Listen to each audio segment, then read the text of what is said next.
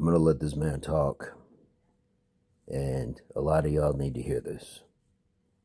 Even if it doesn't directly pertain to you, a lot of y'all need to hear this because it affects us all.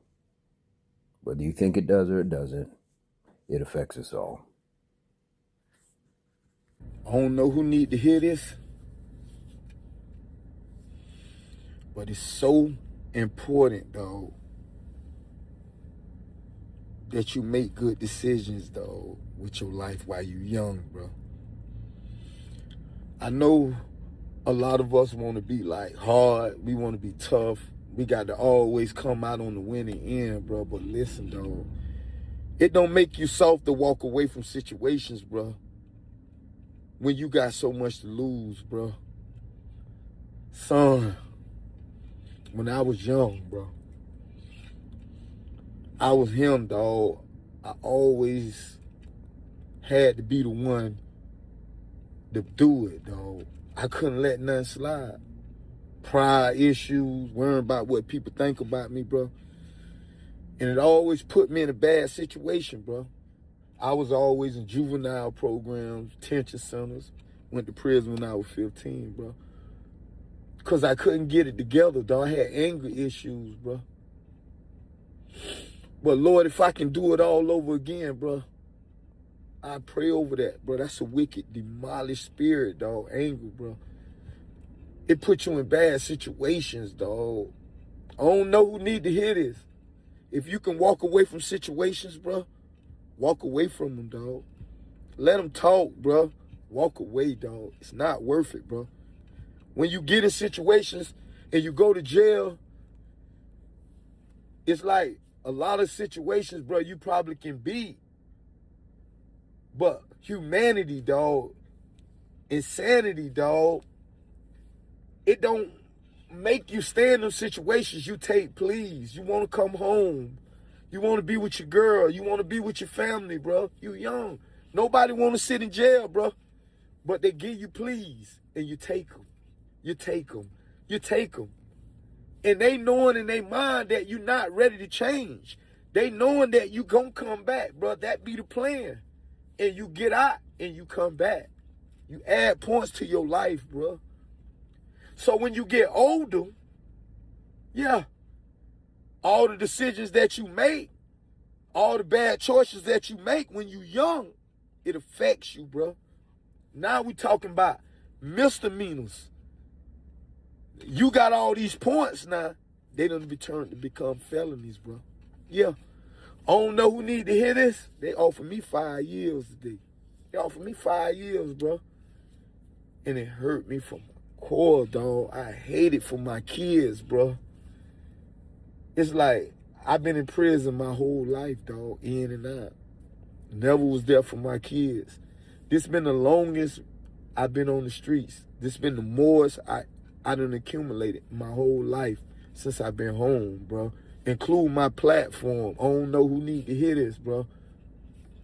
And just knowing that I'm going to be going back in, you feel me? Because the state going to put a motion in, bro, this week. And I'm praying, trying to be optimistic about it. But me, don't nothing seems that never good, nothing right, never happened for me, dog. So I always go into every situation, bro, expecting the worst and hoping for the best, dog. And it don't be so much as the people involved. It be the people that envy you outside, that don't have the balls to face their problems, dog. So every time they hear you going through something, they use that situation to their advantage, bro. I don't know who need to hear this, bro, but it seemed like, oh my God, bro, always happen at the wrong time, man. If I could tell my brothers and sisters anything, dog, I tell you to not let nobody, bro, make you blow your cool, dog. People don't be happy for you, dog. They set out to throw you off, bro, in any type of way. Any type of way, man. People go to judging you. people go to expecting more from you, dog, and they go to thinking that you're not human no more, bro. People go to trying you, putting you in bad situations, dog. I don't know who need to hear this. Decision making is everything, dog. Always know, dog, for every action, there's going to be a reaction, bro. Never run from your problems, bro. Always pray about the situation, dog, and just tell yourself, bro, when God bless me, bro, when he get me through this situation, bro, I'm not going to do it no more. I'm not going to put myself in certain situations no more.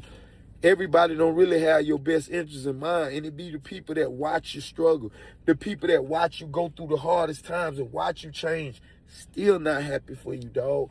It be people holding grudges all the way from middle school, man. I don't know who need to hear this.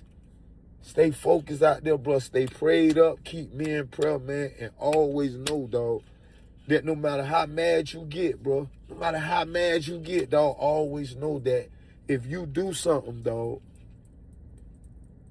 that go against God's will, bro, if you do something that you know ain't right, bro, it's going to set you back, bro.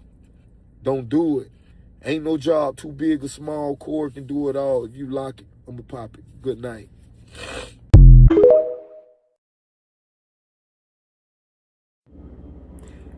I get it. Don't do the crime if you can't do the time, sort of thing. But this man has talked about what set him on that path as a young man. And there's issues that he was not able to get help with or get resolved, which got him into the spin of juvenile corrections and things like that before he could even figure out his life. And guys, we've all been there. We've all been at those young, kind of confusing ages. I didn't grow up in an area where I had to be so possibly impoverished that crime was an option or that resources weren't available to get me help.